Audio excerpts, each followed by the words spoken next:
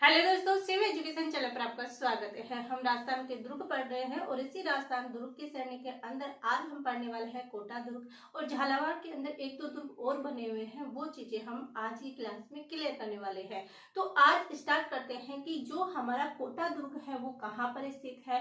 तो ये इससे ही पता चला है कि कोटा दुर्ग है वो कहाँ पर स्थित है, कोटा दुर्ग के कोटा के अंदर है। कोटा दुर्ग कहाँ पर स्थित है, कोटा के अंदर है। लेकिन कोटा दुर्ग कोटा के अंदर तो है, मान लिया, लेकिन ये आता है यहाँ से क्वेश्चन की यहाँ पर जो नदी है वो नदी कौन सी है। तो कोटा के अंदर कौन सी नदी बहती है, तो कोटा के पास जो नदी बहती है वो बहती है चंबल। तो चंबल नदी के पास क्या है, ये कोटा दुर्ग है। और किसके पास है, ये है कोटा बैराज, जो इस पर बांध बना हुआ है, कोटा बैराज बांध। कोटा बैराज बांध के पास स्थित है, बांध के पास स्थित है। तो यहाँ से एक चीज और आपके क्लियर हो जानी चाहिए कि जो कोटा बैराज है वो बांध कहाँ पर स्थित है, कोटा में स्थित है। कौन सी नदी पर स्थित है, कोटा में, चंबल नदी पर स्थित है। तो कोटा दुर्ग कोटा के अंदर स्थित है।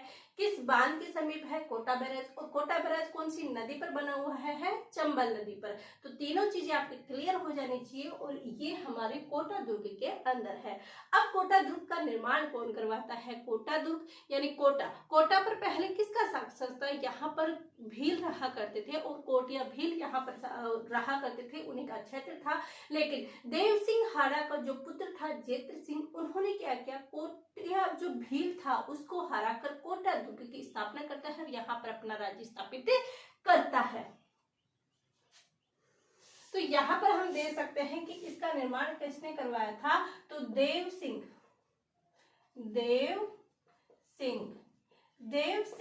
हाड़ा। देव सिंह हाड़ा का पुत्र कौन था, देव सिंह हाड़ा का पुत्र था जेत्र सिंह। देव सिंह हाड़ा के पुत्र कौन था, जेत्र सिंह। और इस जेत्र सिंह ने कोटिया भील को हराकर, कोटिया भील को हराकर इस दुर्ग का क्या करता है, निर्माण करता है। किस दुर्ग का निर्माण करता है, कोटा दुर्ग के अंदर।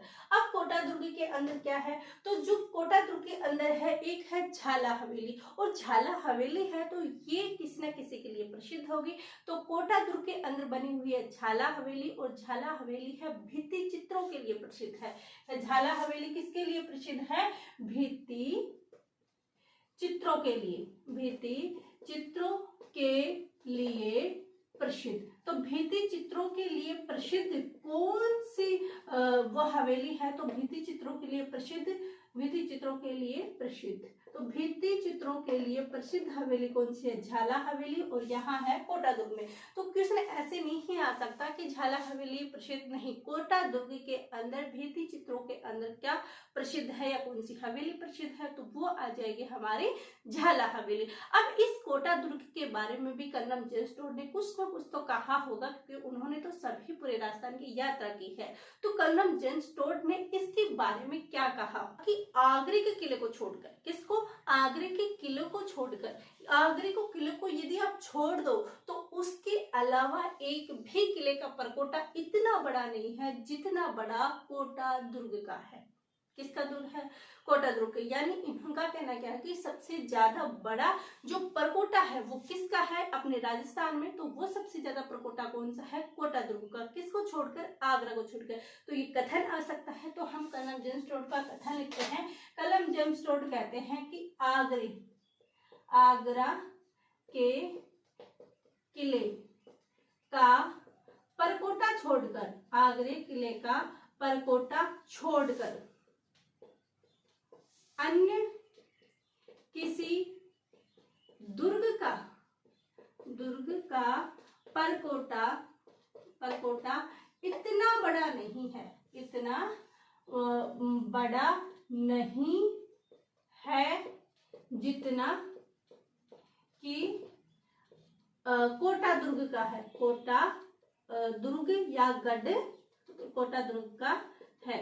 यानी इन्होंने क्या कहा कि भाई यदि अगर हम परकोटा देखा जाए कि परकोटे के अंदर सबसे बड़ा परकोटा किसका है? तो आगरे को छोड़कर किसी का भी परकोटा इतना बड़ा नहीं है जितना कि ये हमारे कोटा दुर्ग का है। तो ये मेन बातें थी कोटा के दुर्ग के बारे में है और यहाँ से क्वेश्चन पुट अप होते हैं, तो आप इन चीजों को कमजोर ना समझिए। तो यहाँ से हमने कोटा दुर्ग के अंदर कुछ लाइनें निकाली है। क्या कहा है कि कोटा दुर्ग चंबल नदी के किनारे कोटा बैराज जो बांध है उसके पास कोटा के अंदर स्थित है। इसका निर्माण किसने करवाया था? तो देव सिंह हाड़ा का जो पुत्र था जेत सिंह, उसने कोटिया भील को हराकर क्या करता है? कोटा दुर्ग की स्थापना करता है।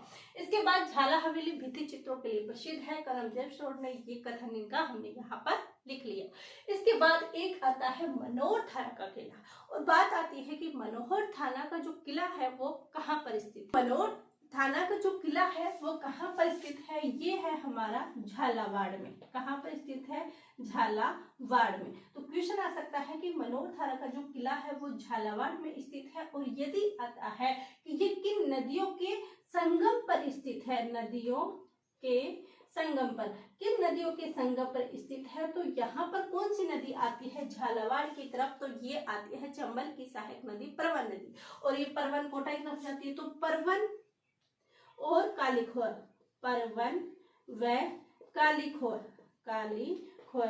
कालीखोर है नदियों के संगम पर बना हुआ है। यहाँ से क्वेश्चन आपका पुटअप होने वाला है वो दो ही चीजों से होने वाला है कि एक तो यहाँ पर जो किन नदियों के संगम पर है मनोहर थाना जो किला है वो किन नदियों के संगम पर स्थित है, ये क्वेश्चन बन सकता है आपका।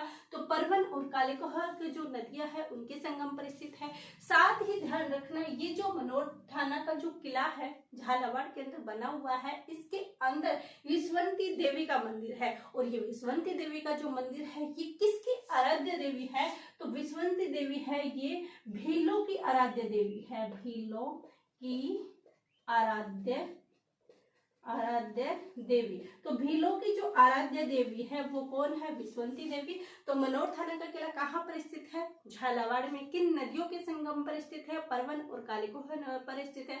और इनके मनोहर थाना के अंदर जो एक मंदिर बना हुआ है वो विश्वंती देवी का बना हुआ है, और ये विश्वंती देवी कौन है, मतलब किसकी आराध्य देवी है?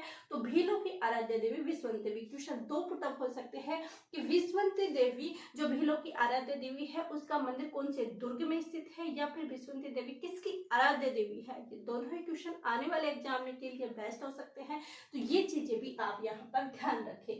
तो ये हमारा मनोहर थाना किला हो सकता है। इसके बाद यहाँ पर कोई चीजें नहीं आती, ये चीजें यहाँ पर हो जाती है। उसके बाद आता है कि जो चीज झालावाड़ गढ़ है, कौन सा? झालावाड़ गढ़।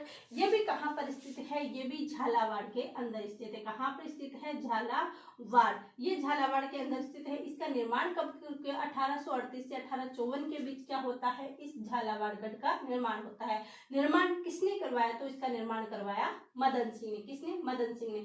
एक झालावाड़ के अंदर और आता है नवलखा किला। ये भी कहाँ पर स्थित है? ये भी झालावाड़ के अंदर स्थित है। कहाँ पर स्थित है? झालावाड़ के अंदर नवलखा किला स्थित है।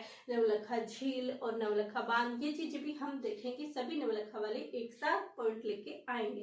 तो ये चीजें हो जाती है। इसके अंदर हमने आज क्या देखा? कोटा दुर्ग पढ़ा। उसके बाद हमने कोटा दुर्ग के बारे में जानी, मनोहर थाना का किला पढ़ा, और झालावाड़ गढ़ और नवलखा किला। तो ये चीजें हो जाती है यहीं पर कंप्लीट। अभी तक आपने शेयर नहीं किया है तो शेयर कीजिए, सब्सक्राइब नहीं किया है तो सब्सक्राइब कीजिए। छोटी छोटी कोशिशें आप तक की जा रही है ताकि आने वाले एग्जाम जैसे रीट, सीईटी और पशु परिचरक और जो भी राजस्थान की आने वाली वैकेंसी है उनके लिए आपके लिए बेस्ट साबित होगा। और ये एकदम फैक्ट से हैं जो कि एग्जाम में आने वाले क्वेश्चन है। एग्जाम में कौन से क्वेश्चन आएंगे ये आप तय नहीं कर सकते, क्योंकि यदि आप ये तय कर लोगे कि ये एग्जाम आएंगे, मेरे को ये पढ़ना है, ये छोड़ना है, और वो छोड़ने वाली आदत आपके अंदर हो जाए, तो आप एग्जाम में सफल नहीं हो पाओगे। क्योंकि कंपटीशन बहुत बढ़ चुका है। हर चीजें हमारी क्लियर होनी चाहिए, हर चीजें हमें समझ में आनी चाहिए। कोई भी चीज, क्योंकि एग्जामिनर कैसे क्वेश्चन पेपर बनाएगा ये हम साबित नहीं कर सकते हैं। हम बस उनके सिलेबस के अनुसार हम बस अपने सब्जेक्ट तैयार कर सकते हैं, और सब्जेक्ट हमें तैयार करना है